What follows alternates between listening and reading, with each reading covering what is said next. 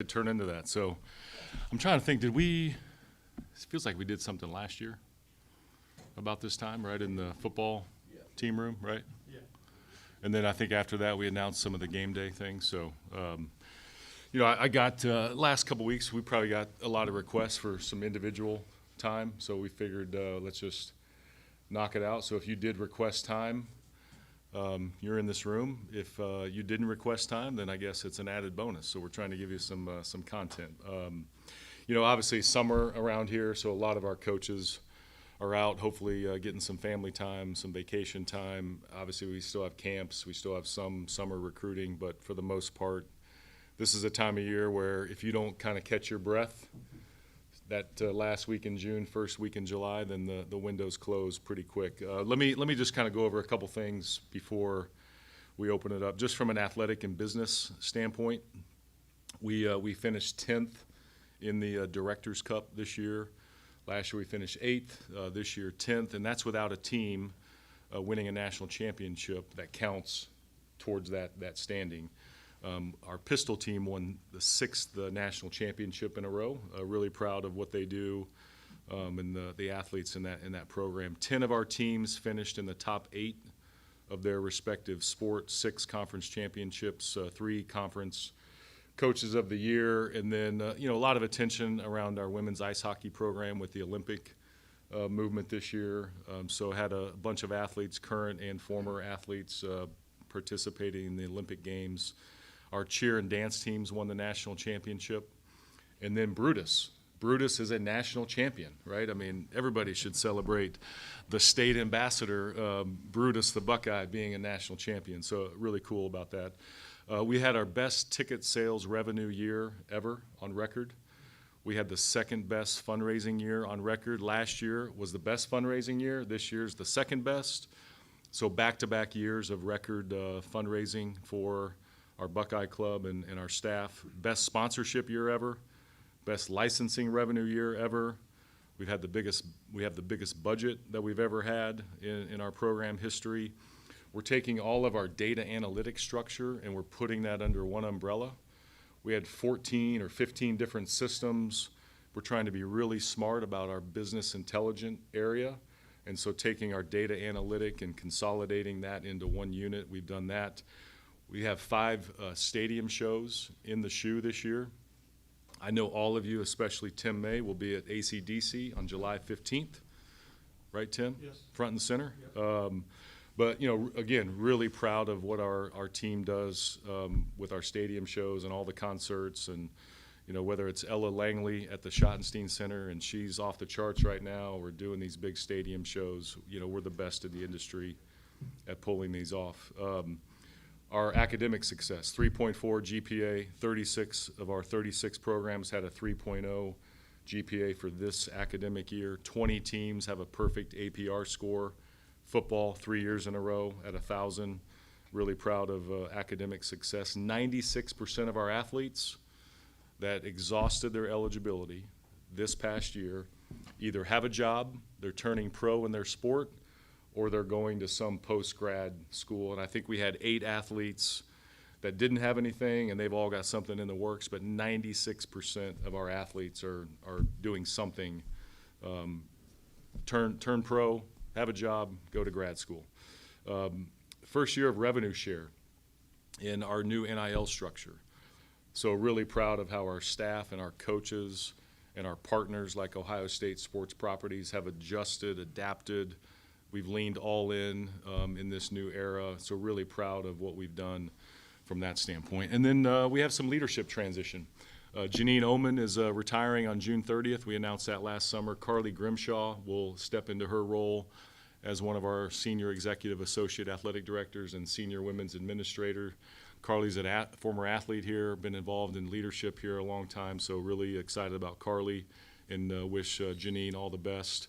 Zen Riggs, who has led our business advancement area, he's retiring the end of September. Kevin Griffin just got the athletic director job at Oregon State, and so that gives us an opportunity to really rethink how we do revenue, how we do business, how we do the entertainment side of our enterprise. So opportunities there to really look at some things moving into the fall. I know you've gotten to know Chris and Will, and, really proud of Gary and his role in stepping up. And then President Bellanconda. What a great person, his energy, infectious personality. He's really curious. He gets athletics. He's made it one of his priorities, one of his pillars. So really, really excited about President Bellanconda. Alignment's critical. We've talked about that with our board, with our president. So Robbie's really diving in, and he's going to be a great asset to all of our enterprise. And then we had the Jim Tressel recognition.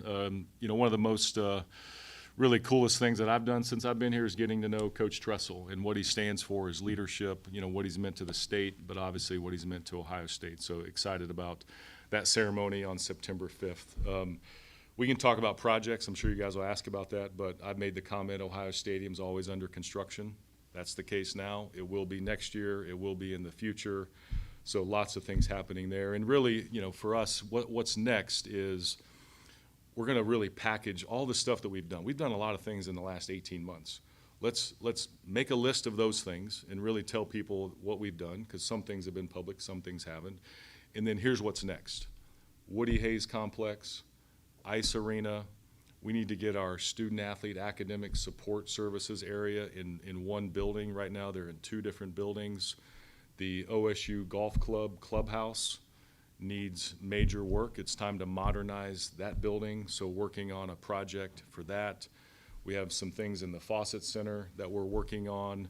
And then what is next for the stadium? What does the next 75 to 100 years look like for Ohio Stadium? We need to really take our vision and put it into action. Now's the time. All these projects, we've got to get them off the ground. So our goal is before football season starts, we announce sort of a comprehensive package.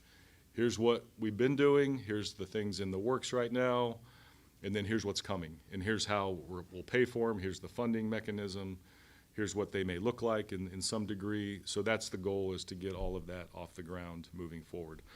I'm sure you guys will talk about college athletics in the landscape. Depending on the hour, there could be something that changes. Check Twitter, and something may pop, right? But let me be very clear about this. Here is the mission in all of this. How do we have a legally defensible model that has structure, that has clarity, and that we know exactly how it operates? That's what we're all after. And at the end of the day, there are several things that will not change no matter what the sort of chaos is. We will go to class, we'll develop young people, and we'll play games. The in-between of all of that, that's right, it's chaotic right now. It's uncertain. The most frustrating thing as a leader is when a coach comes to you and says, hey, can you help me find clarity? Can you help me with this structure? And right now we don't have all the answers, right? That's very frustrating, because our job is to provide answers, provide a roadmap. And so that's what we're after, is a structure that has clarity, that matches a legally defensible model. But play games, go to class, develop young people, that will not change. So that's what we're going to focus on. And then lastly, I'll just hit on this. Really for me, my job here was to leave it better than you found it. Whatever that window looks like, that's a high bar. We know what Gene did here, but that's really what we have to do now. How do we take our vision and turn it into action? We've sort of been triaging the last couple years, lots of moving parts, right? But it's really time to engage. It's time to communicate. It's really, Coach Day has talked about the legacy book that the football team is reading right now. A lot of us read that book several years ago. And that's really when you're on top, you can't be complacent. When you're on top, you better adapt, right? Leave the jersey better than you found it. So, the things that I think about, how do we really take Ohio State's value and the biggest brand and take it to the next level? I think about things like we have 12 million fans, right? There's a lot of data that shows that we have 12 million fans. If 1% of those people would join the Buckeye Club, what's the math on that? 120,000. Right now we have about 25,000 donors, and that's a great number. But if you think about how do we take the size and scale of Ohio State and maximize it? There really is no ceiling for our program from a engagement, enterprise, value, revenue, all of those things. So that's what we're really going to focus on, is take vision, turn it into action, and really focus on, we have to make sure we're nationally competitive, right? We have to make sure there's some financial sustainable model. We will be the first program that has a $500 million annual operating budget. It's going to happen. It could happen 3 years from now. It could happen 2 years from now, 5 years from now. But we will have a $500 million athletic budget at some point in time very soon. We have that capability, right? So taking the scale of this public trust of the state of Ohio and really taking it to the next level. And then we have to make sure we support student-athlete academic and leadership experience. And then we have to have that institutional alignment that I've talked about. So those are the things that we're focused on. That's sort of those are kind of big picture things. And I'm sure that you guys have all the good questions that you're ready to ask. So with that, whoever wants to start first. Ross, regarding the new Woody, what's the timetable on that, and where do you expect the location to be at? Yeah, the location will stay in the same footprint, right? So really what we're looking at is the existing building that is on the north side of the building, right? The offices, the team meeting rooms, the coaches' conference rooms, Coach Day's office, the locker room, the training room. What we want to do is we want to expand the locker room, expand the training room, develop a bigger team meeting room at some place within that structure. Right now, not everyone can fit in the team meeting room when we have a team meeting, right? The individual position rooms are in the same place as the coach's office. So if Tyler Bowen needs to have a private meeting and an offensive lineman wants to watch film, somebody has to leave. So a new office complex, a new weight room would be part of new construction. The rest would be really a total renovation of that building. The location's great, and we don't want to, lose that opportunity of that location. But new construction will be part of it, but then a total renovation. Timeline, we've raised some money on it, but that's why we need some public visibility. We need to get it out in the public. We need to let people know. And then once we have that, we can really map out a time. It's not a short turnaround time. You have to design it. You have to go out to bid. You've got all the approvals. So we're probably still, 18 months or so from breaking ground. But we've got to get the process activated to get the approval started, so then we can really put the design, in place to have the right building. Tim May. We only get this one. Yeah. What part of what's going through Congress right now do you totally agree with? And it's kind of troubling to me when I've followed this, that the Big Ten and the SEC weren't more involved in the actual conversation leading up to what's coming. And what do you want to see come out of it more than anything else? Like you said, any structure is better than no structure, I guess, right? Yeah. But do you really want the federal government telling you what to do from a law standpoint? I mean, those are, Let's I've go. got 14 other questions, but go ahead. Let's go back to civics class, right? Yeah. And talk about this. Look, it's hard to get into the dynamics of sort of the, process and the communication. What I will say is, I know myself and our colleagues, Big Ten, the SEC, we all want this stability to happen. And in our mind, based on everything going on in the court system, the legal system, the threats that come out pretty much every day about when we make a rule, now there's a new lawsuit, you can't govern that way. And I think everyone recognizes that, including, our politicians. They recognize that. So in our mind, we've got to communicate around this bill, and we have. The Big Ten has been, at the table. The SEC's been at the table. But unless you have the antitrust protection codified in a very, very tight window and tight way, and unless you have state law preemption that does not allow state law to continue, then I'm not sure the rest of it has any legal liability protection. So to me, those are the two anchor points that have to be tightened up in some way. So we've expressed that. We'll continue to express that, because then you can actually make rules around transfer windows, around 5 years of eligibility, around all these other things. But if you don't have the state law preemption and you don't have the antitrust as tight as it can be, the rest of it doesn't matter. So, what's been described, this is a compromise bill, right, between, a Republican senator and a Democratic senator that, oversee this committee that has jurisdiction. And so we're communicating with our delegation, we're communicating with lots of leaders around this. But we've got to start there. And then there's some other things that, need clarification around House case settlement terms and what NIL means in this bill, sports sponsorship. There's all kinds of other, sort of nits and gnats around it. But unless you start with those two things, the rest of it may not have any teeth to survive any sort of legal threat. And a quick follow, why is the reluctance to enter into the word contracts or making student athletes employees? What is the biggest bugaboo there from your mind? Because we're a country of 50 states, and there's a court case, legal case from the 1930s that said that employment rights belong to the states, right? And also you have differences between public companies and private companies. So the complication in each state footprint, the fact that the states own those rights around employment matters, it just layers in the complexities.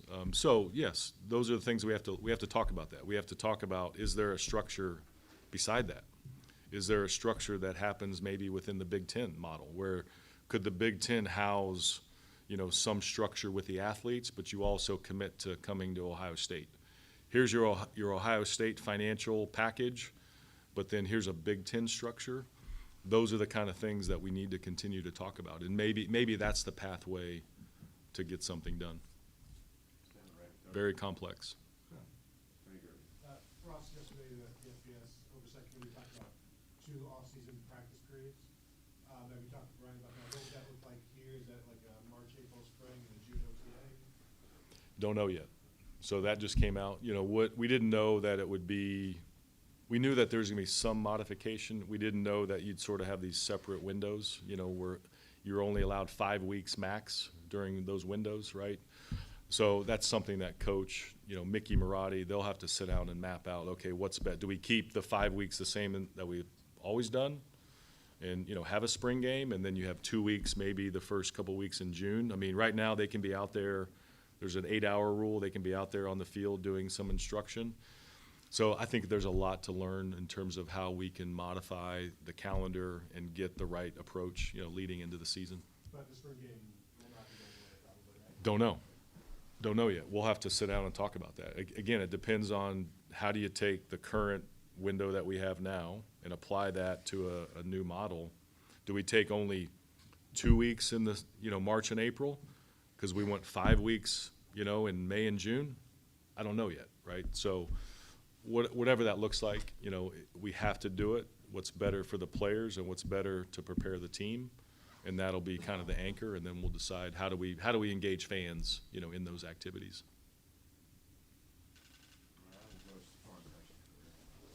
Sticking on football, obviously playoff expansion has been such a big talking point this offseason.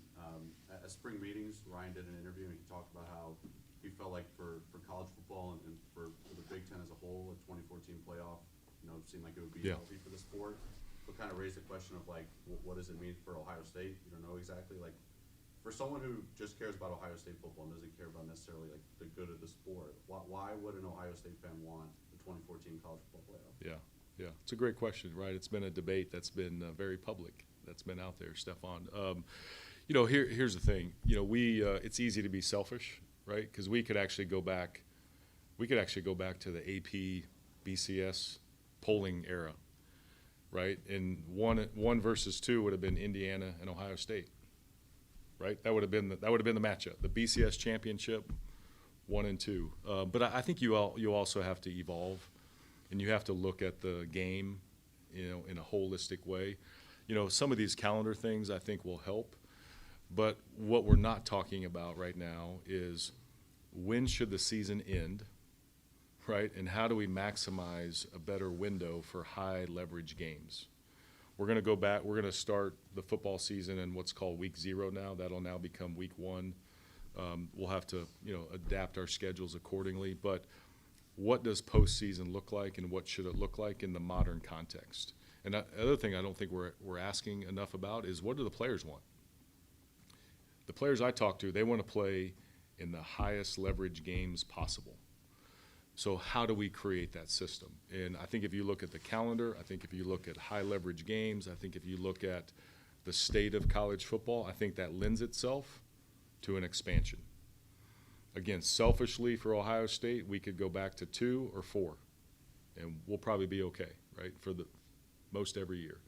But I think if you look at the evolution of the game, and then if you just look at the financial piece, you know, if we're talking about money in the system and we're talking about more money being allocated to our athletes, you need to drive more revenue, and that means you need more content and you need more games, and those high leverage games will matter. So I think you can't just look at a number, 24 teams. What does that mean? You got to look at the holistic approach, from putting your players in the best position to the economics, to the calendar, to maximizing TV windows.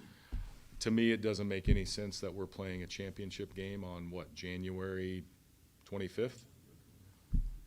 That's way too late. That's way too late. So how do we finish the season in a better window? So I think it all layers in. You know, look, nobody complains when there's a 10-2 team and a 9-3 team that play in the Citrus Bowl. Everybody says, oh, I can't wait to watch that game. If that game's now a playoff game, think about the magnitude, you know, of the interest. So those are all the things that layer into, you know, our thought process. Move back to your thought. Ross, I think regarding the Woody, remember when Gene was here, he talked about the idea that space was an issue, that the team meeting room Yep. didn't fit everybody, and it seems like that's been a thing now for a couple of years that's been identified as we need to expand. Are there challenges in terms of just getting that done, in terms of the time it takes to sort of 18 more months and create more Yeah. visibility? Are there specific challenges, be it fundraising, just operationally, to sort of getting that project off? You know, I think to me the biggest thing is we just have to go. It's time to go. You know, we've talked about it. We've sort of been in this triage mode of adapting to NIL, adapting, you know, budgets, adapting to, we added scholarships, you know, making sure that we keep 36 sports. We just need to go, and we've had donors that have stepped up. There have been donors who have committed to that project, but we need to spread that message out to more people. We need to make the, you know, plans public, if you will, the timeline public. So that's, to me, we just have to go. We have to put our foot on base, and we've got to go. So there aren't challenges from the standpoint. I mean, we know what a construction calendar would look like. We know that you most likely have to, if you want to do this as efficiently as possible, you have to move out of the building for most of those areas. So again, how do we stage that? Where do people go in the meantime? You know, what if we're renovating the locker room and we're moving out, what does a temporary locker room look like?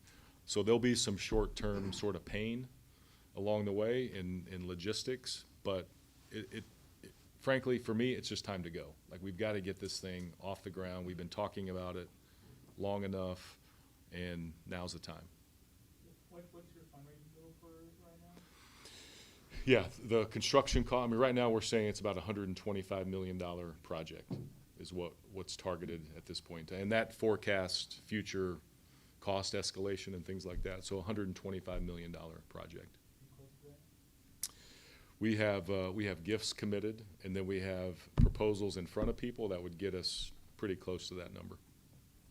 But again, back to, we've got to go and we've got to close, and that's the next step. Is fundraising more difficult when now paying for athletes too, but then also trying to do projects? Like, do you find trouble with that? Well, here's the thing.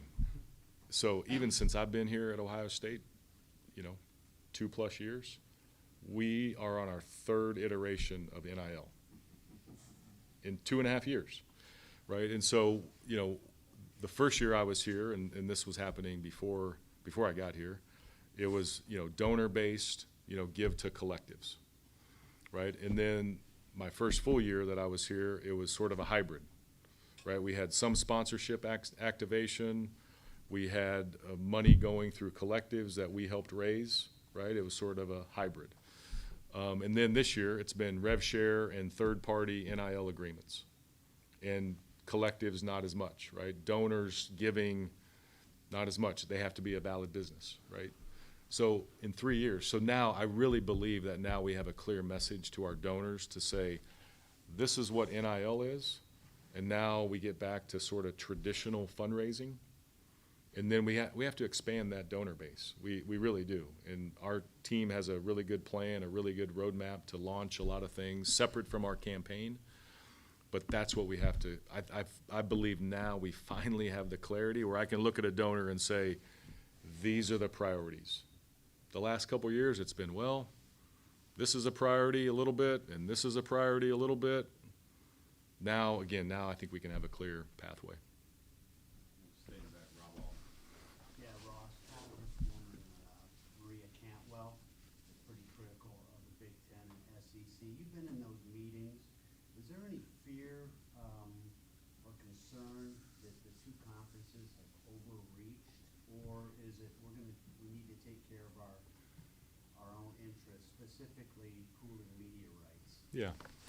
Yeah, that's, those are some nuances. Again, when all this started, it was a very skinny, what I'll say, a skinny package, a skinny bill, right? Antitrust, state law preemption, again, maybe we codify eligibility, transfer. But again, when you talk about compromise and you need Democrats to support along with, then you start bringing in these other elements. So, look, here's what I would say is the Big Ten and the SEC, we provide the most amount of scholarships, we produce the most amount of revenue, we produce the most amount of NIL engagements. For us here at Ohio State, we carry almost 1,000 athletes. We believe we're doing it the right way. And so we don't believe we should be boxed in any certain way. We should be able to have the flexibility based on our resources to continue to thrive. And so to have oversight of that, we don't feel like we should be boxed in. And so I don't think anyone's overplayed their hand. I think, again, this sort of gets back to process and procedures and who's in the room and things like that. There's been really great dialogue, and there's things that I think we will get in the long run, but getting there and compromising is probably going to come with some things that maybe we don't completely agree with, but we can live with. And I think that's the next stage in this, is it's sort of in a quiet period because of the holiday. Middle of July, there'll be more engagement with our delegation, both locally but nationally. Maybe a bill gets to the floor sometime July, August, with the right kind of modifications. So we're in favor of making this happen, but we also want to be able to make sure that everyone has the legal protection, but also, continued flexibility to operate. Just as a follow-up, so you think the pooling of media rights that's not beneficial to? I think what does that mean? What's the purpose, of that, right? And we have current contracts. Fox owns our TV rights till 2036. And so I believe based on an amendment last week, there was language inserted that current contracts cannot be disrupted. So even if, let's just say that would pass, how long is it going to take to have that even happen? And then if it's voluntary, truly voluntary, are we going to be forced into it through a lawsuit or something like that? All of that has to be structured in a way where, again, we have the most amount of flexibility to operate like we see fit, which is what we have now.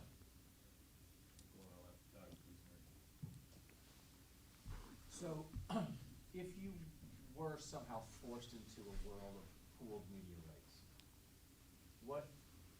would Ohio State lose money in that overall? You know what, Doug, there's a lot of, I would call it speculation on what value really is in the marketplace. I don't think anybody's been able to do a true analysis to say this is what the TV packages are really worth, right? And if you talk to the TV executives, they will tell you there's not a lot of new money in the system, right? And so I think there's a lot of speculation out there about value and what it means. Look, I know the viewership around Ohio State. I know our brand value. I know the data that I just gave you, right? I know what our value is worth. So to say, would we lose money? Would we make more? I have no idea how that would work. I do know that we do have a TV window that opens up around the CBS and NBC window that expires in 2030. Again, it's part of Fox. So actually, we'll have some really good data to say what is the market going to yield when those contracts come up for renegotiation or go out to market. We'll have some data around that. And I do believe there's an upside, but I also know that the Big Ten is driving all that value, and if you bring others along with you, does it water it down? We don't know the answer to that because no one has really tested that. And this theory around pooling media rights has caught on, but nobody really has a true roadmap of, one, how it would work, who would organize it, and then what's the value. Those details have not been flushed out. And the idea, like this Super League idea has been floated in various ways for lots of years, right? And it seems like the Big Ten and SEC has said, we don't want that. That's not the plan. But yet, if we get to a point where there's legislation passed, maybe over the Big Ten and the SEC saying like, we don't actually want this, but everybody else does. If there's something that Ohio State and the Big Ten and the SEC don't like, will you go along with it? Or will you say, well, no, we're not doing that, and now you forced us into a Super League? Yeah. I think it depends on what does that mean. What does go along with what, right? Is there other things, again, that we could live with? And let's just say, we're talking about a federal bill, I'm assuming. Let's just say there are things in there that, okay, if we get this, we're okay with this. Those things have to be presented at some point in time. And that's kind of the next steps, in the process. A Super League can go both ways, right? If they could restrict us from expanding, but what if other leagues would fall apart for some reason? Or what if some program emerges and they're ready to take a leap and move up, which has happened in the last, 5 to 8 years, right? Well, those programs are now restricted from moving up. So this whole, again, the construct of the language right now can go both ways. So I do think that's one of the things that I think we'll see changed in the language. What does a Super League mean? Is there a definition of it? I haven't seen one. Is that 18 teams? Is that, I think Commissioner Sankey said that they're a Super League already. And they don't want the SEC network to have Ohio State on it, right? That's their network. So that term got thrown out there when people were talking about all FBS teams, all of the power autonomy 4 conferences. But I haven't seen a definition of this is what a Super League means, and here's how it functions. Nobody's presented that. And I've seen every proposal from every private equity firm, every third party, every consultant. I've seen it all, but nobody can really describe what it is. And I guess more generically, with what Ohio State is in the landscape, what this athletic department is, what this football program is there something that could happen with federal legislation that, and you've talked about compromise, we understand compromise, right? Yeah. But that there's something in Congress that makes Ohio State do something it does not want to do, or be part of something it does not want to be part of, and there's nothing you can do? Or if it got to that point, could Ohio State say, we're not doing that, and we're doing our own thing, and you forced us into it, and here we go? Potentially. Again, I think that's where this is so fluid right now, and everything is part of the conversation, right? And that's where we have to be really aligned with our Big Ten colleagues. We have to be aligned with our institutional leadership. We will always have to do what's best for Ohio State. That's the mandate. That's our job every single day. We wake up every day thinking about that. What is best for Ohio State? But then how does that layer into partnership? How does that layer into the national? Look, we need the Big Ten to be healthy, right? We do. We need the Big Ten to be healthy, knowing that we're really at the forefront of that. But we need a viable conference that we can rely on. But if we're forced to do something else, and you got to make decisions, then you have to make those decisions, whatever that might be. Quick follow-up, could you see the Big Ten moving quickly to possibly get to 20 teams before something comes down? I saw some articles floating around last night that there's some outreach that people are doing. Other programs are saying, should we try to get ahead of this bill? I don't look if there's ever expansion, it has to be meaningful. There's got to be a purpose. It's got to drive either a scheduling piece to it, and then it has to drive revenue. You know, I think one of the things that will be a challenge coming up in the next, I'd say, 1 to 5 years is the West Coast teams in the Big Ten continuing to travel east, and then our teams continuing to travel west. Is that viable and sustainable? Should we be more regional based in our scheduling? It doesn't mean we can still have the Big Ten, but maybe you have more regional scheduling within the Big Ten. So to me, it has to be real strategic from that standpoint. How do you even project what media rights will look like in 20, 30, 2 years? And how accurate do you think the numbers are right now for what it might be in 2030 with NBC and CBS? Yeah, you know, I mean, right now we have the biggest package, right, in college sports. You know, I think there's some really good data on what maybe the early window, that 2030 window, can look like. That process has not started. Fox is our partner in that, so they'll be at the forefront of leading those conversations. Look, the media changes every year. There's new technology, right? And you know what we haven't really seen in a broad way is the Amazon Prime, the Netflix, the Apple. They've done it in, you know, bits and chunks, but have they bought an entire league yet? Right? So those are the kind of things that in the next 10 years, who knows what it'll look like? Who knows how we're going to consume the content piece? There may be a chip in our ear that has a screen in front of us, and we're walking around and we're watching the World Cup while we're walking down the street, like in a virtual, like we have no idea. Or we're flying in a, you know, hella taxi, watching the world, like we have no idea what technology is going to do. So, but I think the point of that is it gives us opportunity, you know, to expand. It's so early and so far away that things are going to change and evolve. Two different things here. One, you kind of mapped out last year the revenue share, who was getting what, just for the sake of knowing, what's the number this year, and has anything changed, not in terms of like maybe who's getting the money, but who's getting what amount of money? Yeah, so we have 4 sports that are getting the institutional revenue share allocation. That number goes up to $21.3 million this year. Football, basketball, women's basketball, and volleyball are the 4 sports that we are allocating. The percentages of those sports didn't really change, but because the number went up. The other thing that came off of the equation is the first year of the settlement terms. Any new scholarships that we added had to count against the cap of $2.5 million, had to count against the 20.5. So we really only had $18 million of cash last year to distribute. This year we'll have the full $21.3 million. But obviously, look, football's getting the lion's share of that, and then men's and women's basketball and then volleyball are getting their share. So. And then I know this has kind of resolved itself within the last Yep. 2.5 weeks here, but the Sorsby stuff did happen, and there were Yeah. teams who were actively, at least reportedly, thinking about not scheduling Texas Tech in any sport whatsoever. Did you have conversations with the Big Ten about that, and was Ohio State prepared to not schedule Texas Tech in any sport?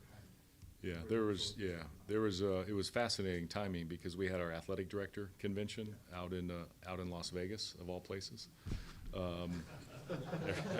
Exactly, how ironic. You know, we used to, the very first athletic director convention I went to was in 1997 in Las Vegas, and then we couldn't go there for all this time, and now the only place that can handle it is either Orlando or Las Vegas because there's 7,000 people there now. So this all came out on that Monday. The Big Ten we never had any conversations as a group to talk about not scheduling, you know, Texas Tech in any way. I think we have some tournament games against them. I don't think we don't have any home and home, you know, setups with them. So for us, it really wasn't an issue. We didn't even talk about it.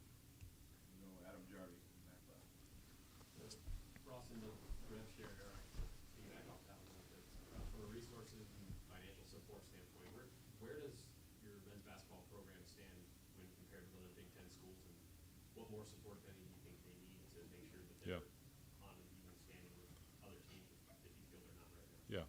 No, I think Coach Diebler's done a great job of putting together the right coaching staff, which then leads to the right roster, you know, building and development. look, by all accounts, I mean, we're sitting here on June 25th. We should be a lot better next year. I think the pieces that were added, the pieces that were retained with our players, that was a big part of it, is retain the right guys. Obviously, signing somebody like Anthony Thompson was a big deal. That hasn't happened around here in a while. So I think Jake's done a great job. And so if we've done a great job there, that means the resources are there to compete, at a high level. And so we believe in that. Jake has done a good job of cultivating that as well. We've put more resources from the department perspective because the formula sort of changed around the rev share. There's more cash from the institution side in the rev share bucket for basketball. So nobody really knows what the numbers are. They're reported out there, and we can read social media just like all of you to say, well, this is their, you don't really know. But I do believe that we are in a competitive spot based on this, this past offseason. Because you did mention facilities a little bit ago, and Woody and golf course and things like that. I know you put out a survey asking people for input on the shot. Mm-hmm. What early feedback are you getting on that? What do you think about the future of that building? Yeah, it's interesting. The Schottenstein Center was built, as a multi-purpose campus, venue. And I guess we're almost coming up on 30 years of that building. And it's served a great purpose. But for basketball, how do we make it, the right environment where it's a home court advantage? I think if we're in that 12 to 16,000 attendance per game, I think it can be the right atmosphere. And I think that can be, and then every now and then maybe it does, sell out. But if we have most of the upper bowl filled, it's a great atmosphere. And then the lower bowl is filled. So the survey has really been, how do we adapt experiential seating? How do we adapt? Is there premium seating? How do we make the bowl a little more intimate? Is there things we can do around the seating bowl? We are upgrading. There's a new roof. There's air conditioning. There's new LED ribbon boards. There's new video boards. All of those things are happening in the Schott this year so that people will notice that when they walk in there. Can you ever shrink it down where it's more intimate? Probably not. But, we changed the lighting last year. We changed some other things that we're doing around, how we use the lights and the music. We're going to continue to really hone in on those kind of things. But the building's the building, and it serves a great purpose outside of basketball. So we have to maintain that piece of it while also making sure that if we do some construction, what does that mean? And how do we make, the fans have a more intimate experience? That's really what that survey, I think, will tell us when we get all the data. Ross, kind of go back to the weight room, but you mentioned that the team would have to move out of there when you guys are doing some of the construction. Yep. Have you guys talked about what that looks like? There's a lot of people. Yes. You don't want to put them just in like a closet somewhere, and how did that financially add into the $125 million? Yeah, we have people in closets now, so we gotta get them out of there. That's the problem, right? Yeah, no, we have a plan. I mean, look, there's you guys see a lot of these modular things. I mean, you can walk in a room and this building is amazing on the inside, and maybe it's modular on the outside. So we also have a lot of space in the faucet center that we can utilize. So between the faucet, between some temporary, those are the kind of things that would be mapped out. If we have, when we will have to vacate that building if we want to build it in the most efficient, fastest way possible.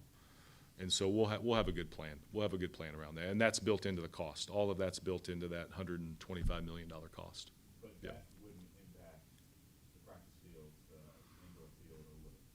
No, it would not. Correct. Yeah, we would still maintain. Now, maybe we have to place part of those buildings, on half of the practice field, something like that. So those details are being mapped out right now. Yep. And for Russia, if anyone goes to Russia, obviously the percentages have changed. How did you guys go about year to year deciding, like obviously you're paying football, you're paying both basketball, you're paying volleyball again, but how do you go year to year decide, okay, this is the fourth sport we want to pay, or is it just going to be volleyball forever?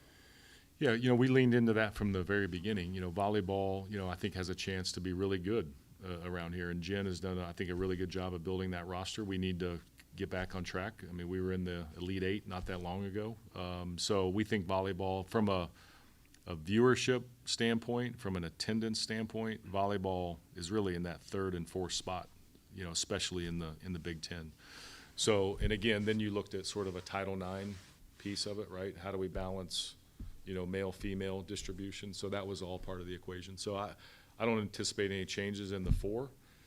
The key is that third-party NIL environment that all of us are all chasing and trying to grow and build, and, you know, that's how you know, remain competitive as possible. Yeah, this falls under kind of the future of the game, the good of the game question, but reports come out, Rutgers has lost $500 million since joining the Big Ten. Louisville's lost over $10 million on athletics 3 years in a row, and I know that's not your problem, you're Ohio State, but for the good of the game, I mean, if there's no way to rein in what the athletes make, it doesn't feel like you're ever going to be able to do that. And maybe I'm off, I don't know, but if you're spending $15 million on basketball, $40 million to build a football team, places like Louisville and Rutgers are not going to be able to sustain that over a 10-year period. It just doesn't feel like. So are we ultimately going to get to the point where only the top 8 or 10 teams in the Big Ten, the top 8 or 10 teams in the SEC are going to be able to spend at that 15 and 40 or escalate beyond that level to compete for championships? Is that good for the game? Do you see what I'm saying? Do you see Oh, yeah. the potential Yeah, of what I'm saying? yeah. You know, I think I don't know if I can predict that, right? Because no one has that sort of crystal ball. I think this is the challenge in the entire enterprise, and I'll just take FBS, right? And I was at Western Kentucky for 2 years, and it was very, very important that we called ourselves a BCS program, right? Because the Sun Belt, we were in the Sun Belt at that time, had access to go to the BCS, even though we knew deep down with a $21 million budget that was going to be really hard. And it was the first year of FBS football for Western Kentucky, my first year as the athletic director. But it was very, very important that we said, we're a BCS program. So the problem with our entire enterprise is it's all about attachment. It's about brand association. It's about being sort of, you know, in the club, if you will. We've got to be in the A4. We've got to be in the FBS. We've got to be a CFP team. We've got to be a BCS team, right? What's hard in our industry is here's our resources, and here's where we should aspire to. That's the crux of the whole thing of what you just talked about, is our resource allocation is this, but we want to belong to this, and can we match that? And that's leading to institutions. So then it comes down to, is the institution prepared to say that athletics is a strategic enterprise of the institution? Therefore, we will make a strategic investment in that enterprise. Just like they do, there's academic units that do not, quote unquote, make money, but the institution makes a strategic investment. So you're actually starting to see Virginia Tech is allocating, you know, dollars from the institution. I think Arkansas announced an allocation. Our friends up north received an allocation from the institution, you know, for their budget. You're starting, Rutgers, you mentioned them, but that's really, to kind of philosophically break down your question, Steve, that's the challenge, is here's our economics, here's what we aspire to. When those things don't match, somebody's got to fill that gap. So I don't know what the answer, the two things I know will kind of get us to a place is how do we develop cost certainty? I don't want to say cost containment, cost certainty. And if the numbers go up every year, at least you know what they are. But when you don't know where the market's going to go, you don't have certainty. Cost certainty and drive more revenue. That's the chase. Certainty and drive revenue. That's what we all have to move forward on. It's a great question.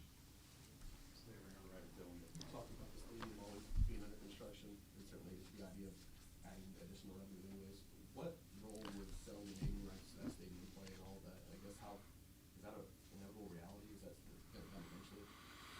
You know, I made the comment, I think I got in a little trouble, I can't remember what interview it was when I first got here, that, hey, everything's sort of on the table.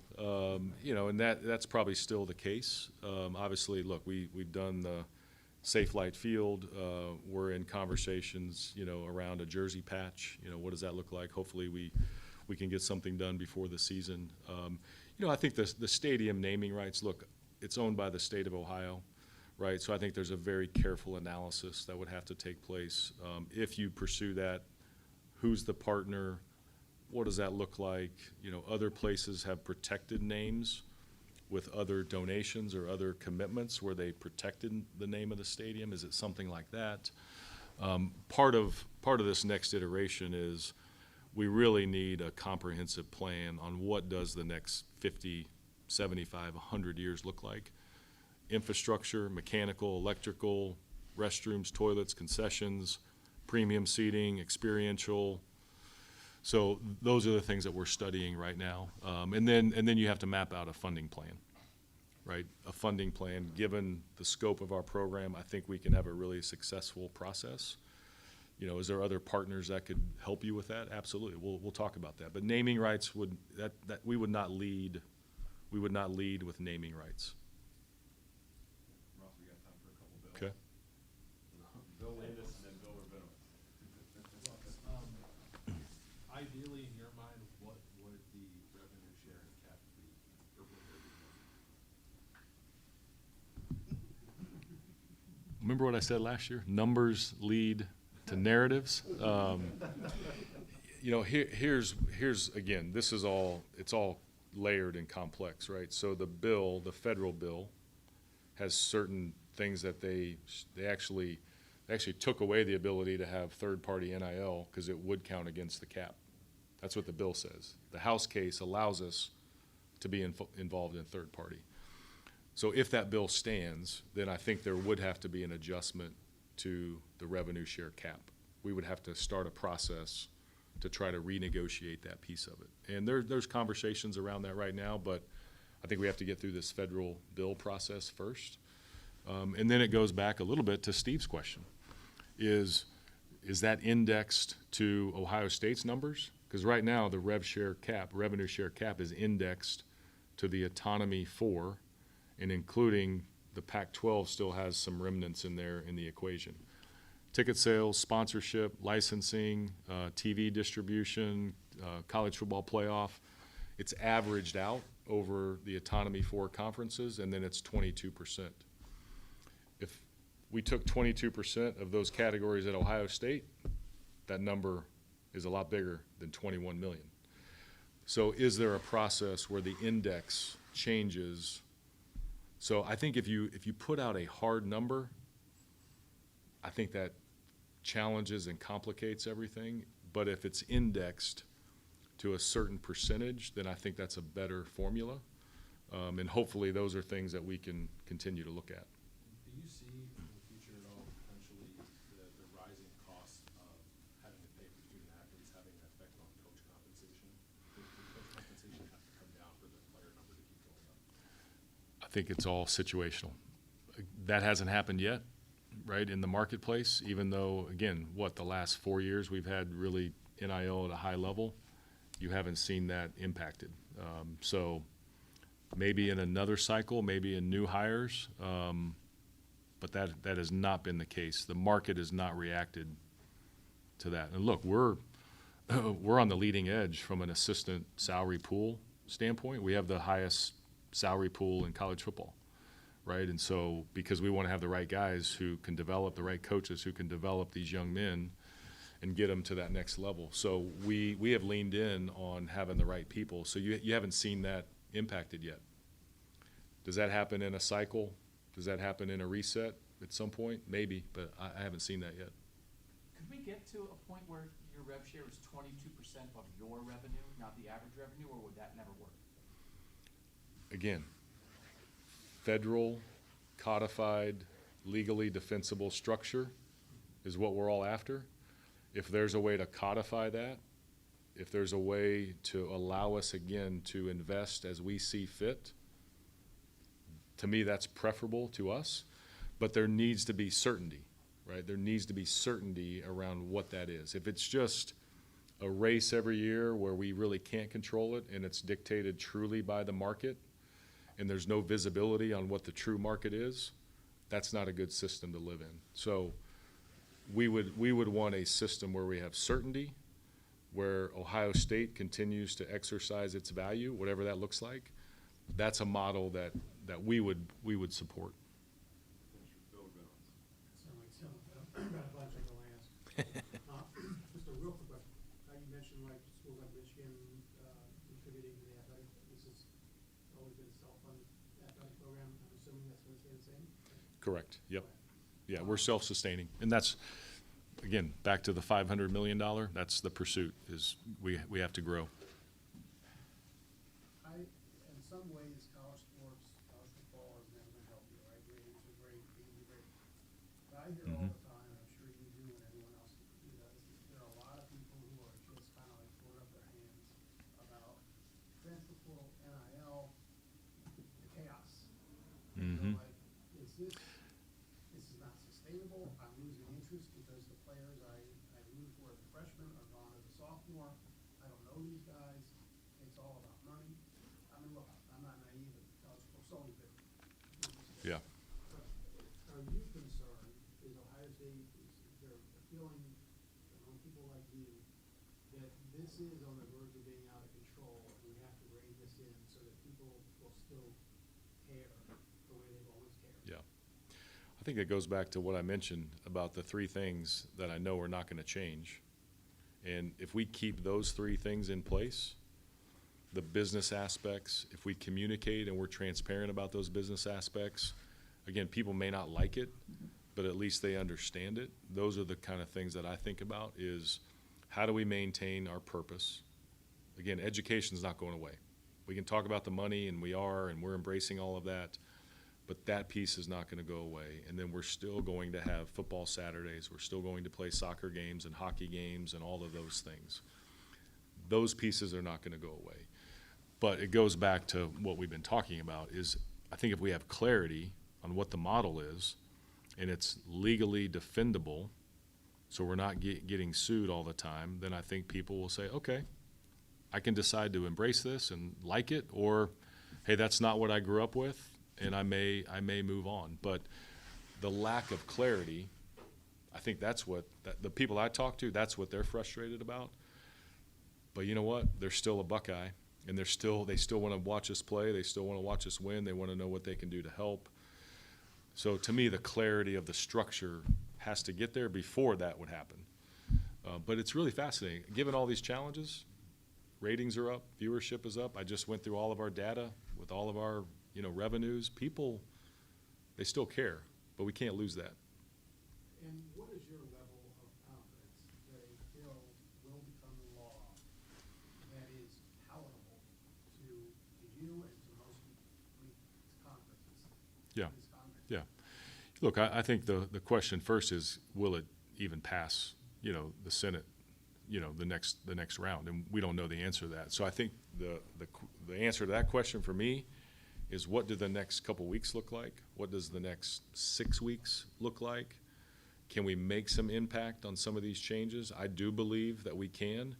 And I think there are certain things that I don't think are too complicated, that if we get these things done, I could see us supporting a bill. But right now, in the current form, there's just too many open-ended questions. And that's why we've been communicating directly with, this is what we would like to see, these are some changes, these are some recommendations. Hey, present a compromise back to us. We haven't really seen that yet. So those are the kind of things that we're going through. So I think the next 3 to 6 weeks will tell exactly what it is. Okay.